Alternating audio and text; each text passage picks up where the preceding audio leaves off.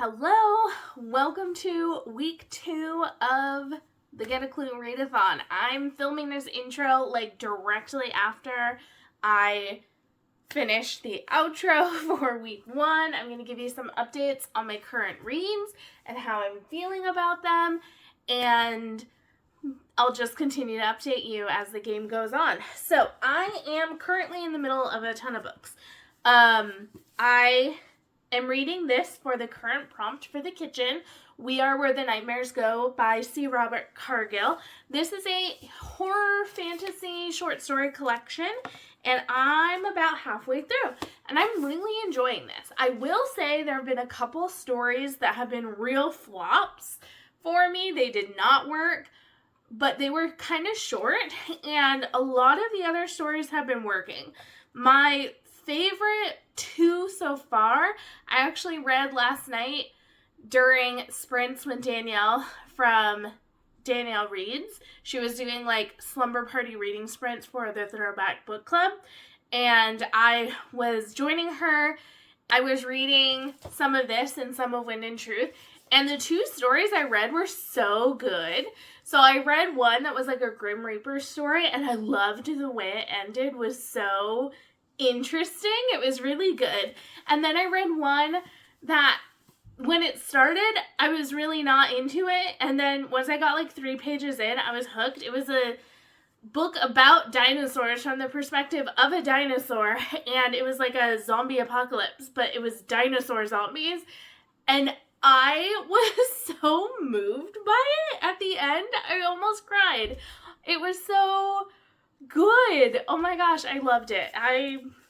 It was so good. That's one thing I love about short story collections. You cram so many thoughts and ideas into the story collections, and if you don't like a story, just skip it. That's the thing. If it doesn't work for you, it doesn't work for you. There was one that I definitely could have skipped. If it wasn't short, I would not have continued it, because authors play a lot with style and wacky ideas in short story collections, and not all of them are going to work, but there's so many fun ideas. I don't know that dinosaur story could be fleshed out into a full novel or a movie or something. It can only work in short story form, because I think if it was in any other form, it would overstay its welcome. But I absolutely loved it. I was almost crying by the end. So I'm about halfway through. As I said at the end of the vlog for week 1, I had read about 50 pages of this beforehand, and I'm on page 142, so I've read about 100 pages. I'm not sure yet if I'm going to read the entire thing, because there's 2 stories left, and then there's a novella that's connected to a series that he wrote, and sometimes I really struggle with short stories / novellas that are connected to a series I haven't read before. Sometimes I think an author thinks it's a good starting point for it, because he says you can read it if you've never read the books in the series, but sometimes they're not. So I'll probably give it a try, but I'm not sure if I'll read the whole thing. It's 70 something pages. It's not that long, but if it doesn't work for me, I just won't read that one, and that'll be fine. It'll still be enough. It'll be past the 100 pages to count for the book. So for sure, I'm going to be reading this next section, and then we'll see how it goes from there. And then Wind and Truth is over there, but I read about 100 pages of it last night. I'm almost on page 900. I am seeing the light at the end of the tunnel. So many things happen, which I'm going to blab about to my spoiler vlog, so you can look for that coming out in the future. And I'm really enjoying it. It was so much fun reading that with sprints. I was kind of bouncing back and forth between short stories and Wind and Truth, and I'm having a good time with it. Still reading The Shapeshifters. I'm not reading an audiobook because I just feel like I have so many stories going right now that I didn't want to add another spin currently, because it was just going to be a lot. So I've been listening to Critical Role when I'm listening to things, because I love Critical Role, and I think I was going so quickly through audiobooks, I was getting kind of tired of starting and finishing stories on audiobook, and so being able to jump back into like a long narrative was really nice. I'm on season 2. This is a first listen through. I listened to season 1 a few years ago, and I've been slowly working my way through season 2, though I've taken lots of long breaks in it. It doesn't capture my attention quite as well as season 1, but I still enjoy it. So I've been listening to that. I think I'm on like, I don't know, episode 70 or something like that. So I definitely still have quite a bit to go. And then all of season 3, because I think they're actually finishing it pretty soon. So that's what I've been doing. I just needed to slow down on the amount of books I was starting and kind of focus on that. I'm hoping I can turn this one in before the prompt drops, but it's been such a long while. I had a really busy weekend, so I haven't been reading a lot. And I have a feeling the prompt might drop tonight or tomorrow, so we'll see if that happens. I might be playing a little catch up, and I may have to shift one of my books to the next prompt. Maybe if it works, I could like switch Wind and Truth or Shapeshifters like over into another prompt. I also don't think I mentioned this in the other vlog, but I did finish working on a song by Anais Mitchell last week and was able to turn that in before the kitchen prompt came out, but I think I forgot to update on that. So I did finish and turn that one in. I enjoyed that book. It was really interesting seeing how the songs kind of evolved over time, the lyrics of them, and hearing Anais Mitchell talk about her thought process on like letting go of certain lyrics and songs and how she needed to like change them to kind of please an audience rather than just pleasing herself as an artist, and how kind of that push and pull of audience and artists kind of worked in a really good way to make an amazing production of Hadestown. If you've never seen it, it's possibly my favorite musical of all time. It's so good. And I just think that it was really interesting seeing how the creative process kind of took it from one thing to the amazing like masterpiece that it is now. So that was really good. So I'm going to go read and work on editing the vlog for week 1 so I can get that up hopefully tonight. And I'll check back in with you when I have some reading updates. Hello, welcome to the first update I have done all week. It is Friday evening and I have just been reading this chunker. I finished it. I read about half of it in this vlog. And so it takes up so much time. There are so many words on these pages that one page is not the same as a page of another book. But I finished it, and by the time you're seeing this vlog, I'll have had a spoiler vlog up. So if you are caught up with the Stormlight and want to check that out, you can. But I finished that. It was fabulous. This morning, though, before I had finished it, I had 150 pages left. And we get the drop for the dining room. So for the dining room, we needed to read something with friends or family, like a friend group or family as like the center of the plot. So I needed to finish that for the ballroom. So I finished that, submitted it. And then I was like, I need to read something fast because we have our like special weekend coming up where everything you read is worth 100 points, but it doesn't have to fit like a prompt. You just read as many as you can, but it's just a flat 100 points. So I don't have a lot of short things, and so I was like, okay, I'm going to be losing points if I'm reading even like a manga, because a manga, if it's by an author of color, it's going to be worth 200 points in a normal week or for like a normal prompt or a bonus prompt, because it would get the 100 points for being a manga, because all manga counts as 100 points, plus the 100 points for an author of color. So I was like, okay, I would actually be losing points if I read too much of that, except for I was like, okay, but if we're reading short things, maybe they'll go a little faster and they don't have to fit a prompt so you can read whatever you want.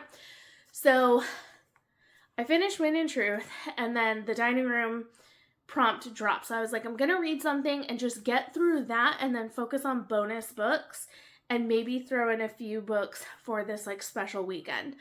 So for the dining room, I'm reading Tokyo Terroreba Girls Volume 5. This is a manga series about this friend group of 4 women who are in their 30s. They feel like they have lost their chance at love. They want to get married before the 2020 Olympics as this like arbitrary goal, and it's all about them fumbling through trying to figure out their love life and find their worth also like apart from men liking them. And it's a really great series. I laugh out loud and also really feel for these women, and I see like bits of myself in them where I'm like, yeah, I struggled with feeling that way at times because I didn't date until I was in my late 20s, and so I definitely felt past my prime in a lot of ways.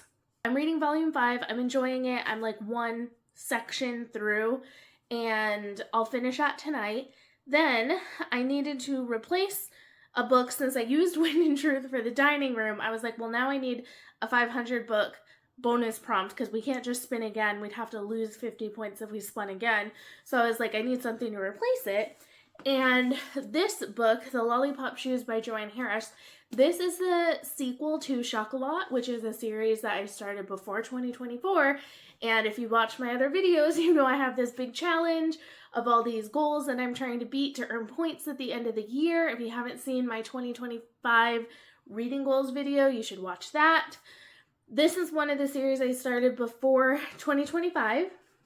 And this is like 570 something pages, but look at how big that font is. And I have it out on audiobook right now.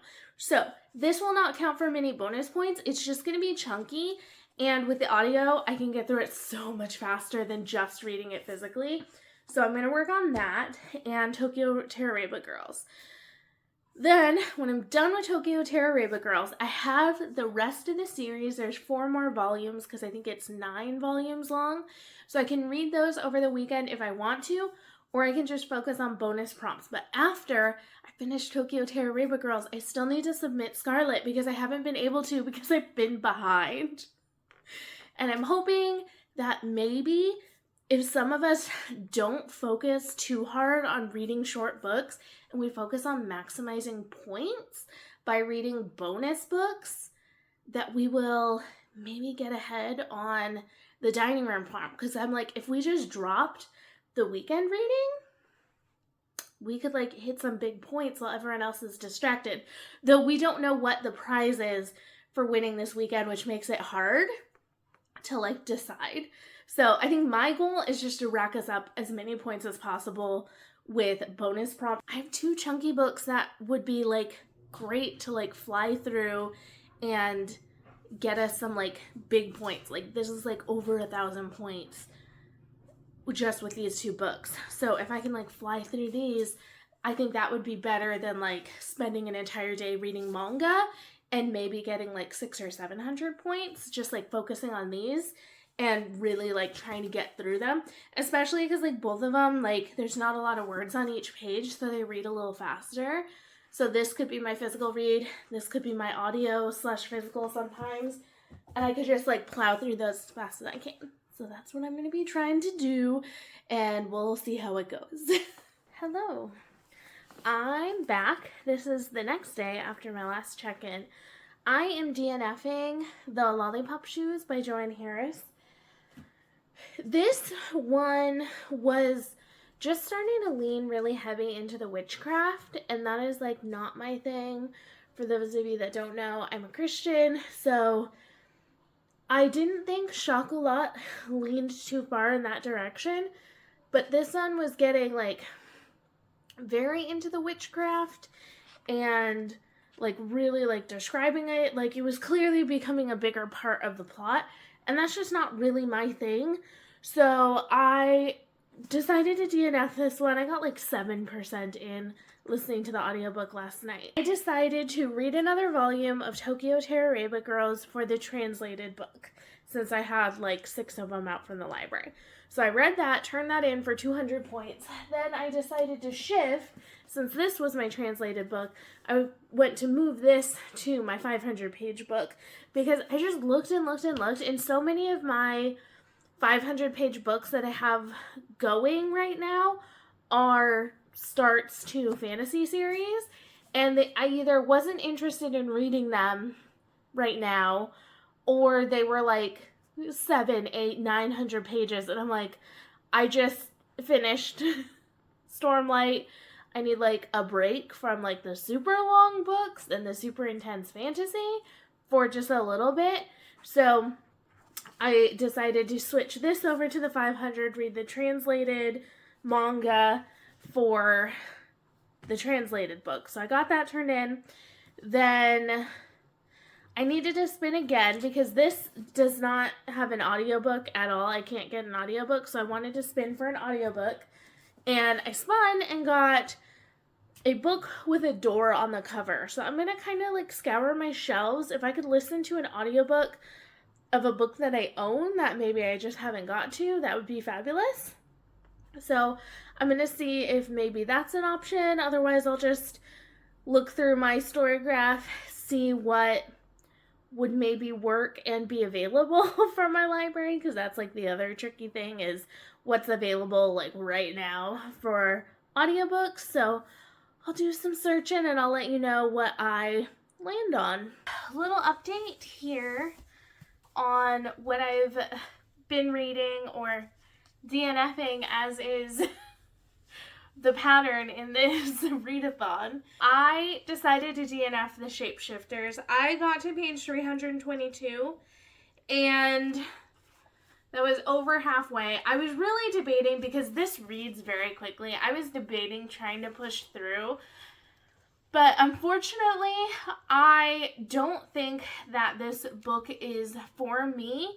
The kind of prologue, the like first 50 pages or so, was the best part, and it really could never capture that spooky sense again. The first 30, 50 pages was very spooky, very mysterious, very almost thrillery. We don't know what's going on.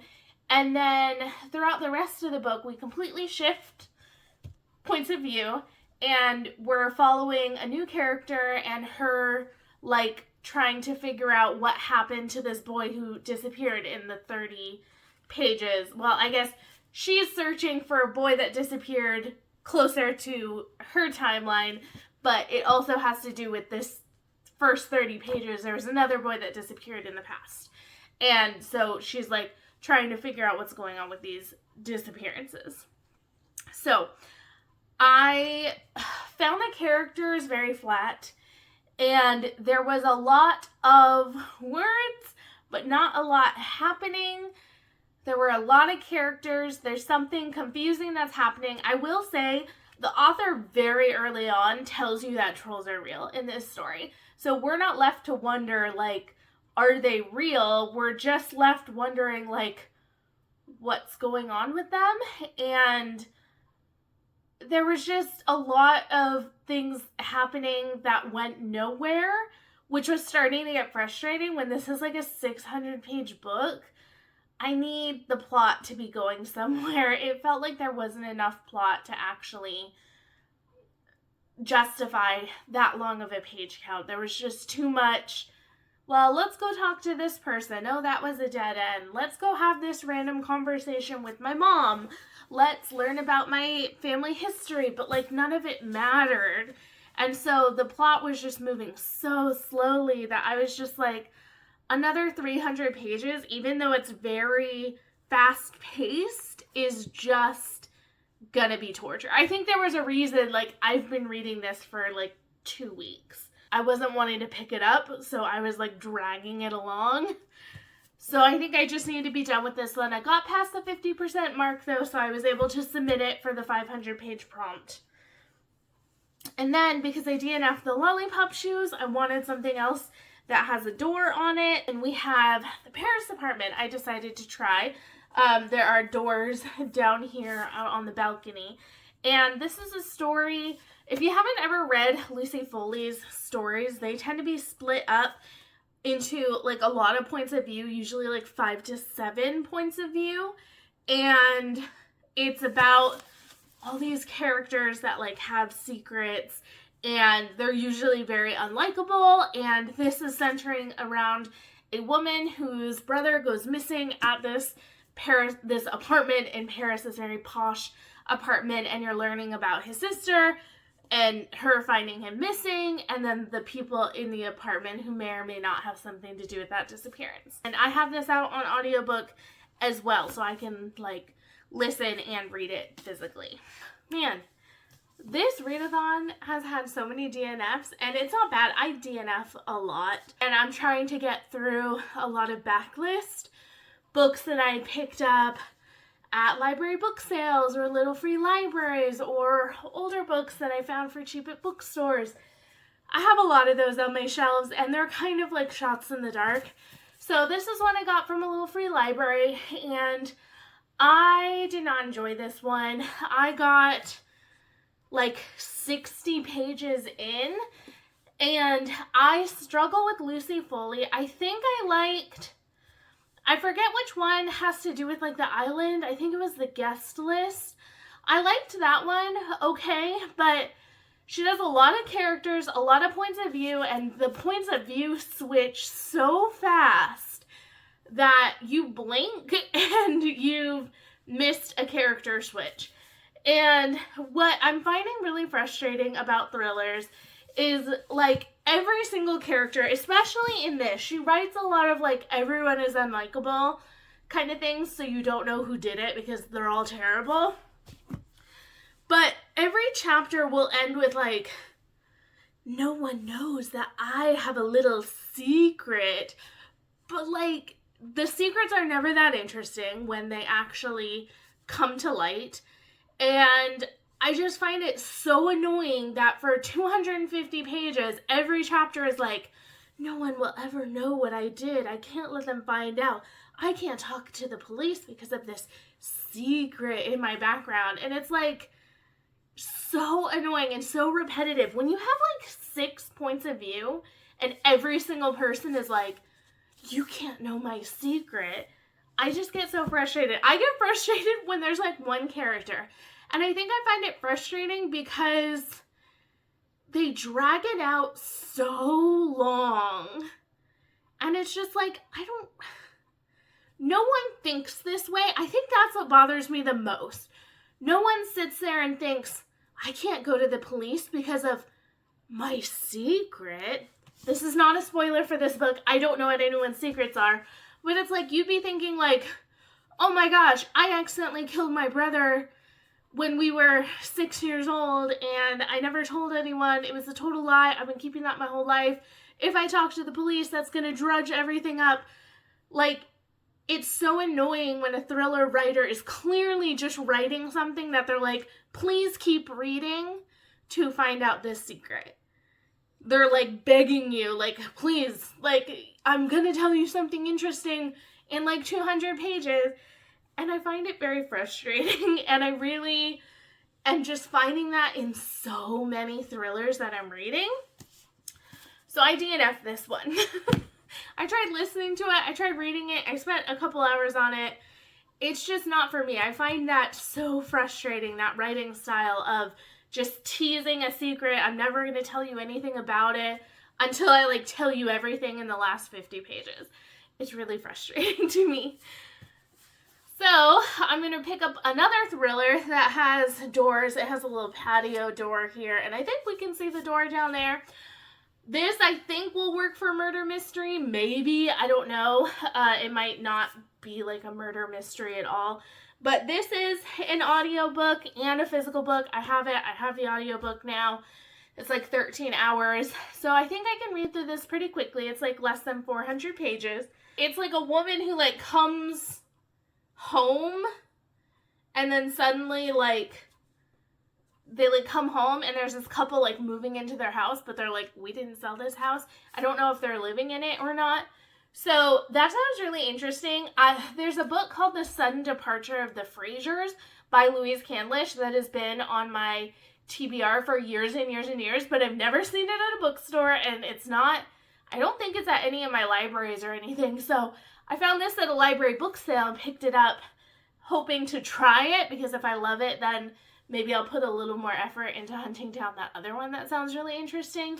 So I'm eager to give her a try. I don't think a lot about Louise Candlish, so I'll be excited to see, like, if she's an interesting author. I'm going to end this vlog here. This is the end of week 2. We're in the middle of the mid-month chaos. I've been focusing on bonus books because I'm hoping that maybe if it's hard because we might kind of split our efforts a little bit too much. Like, we might not win mid-month chaos and we might not win the, like, dining room prompt, but I'm hoping with, like, some of us just didn't have a lot of short books to read, that we're like, okay, I'm not going to read short books, I'm going to focus on bonus books, and I'm just going to get as many points as possible.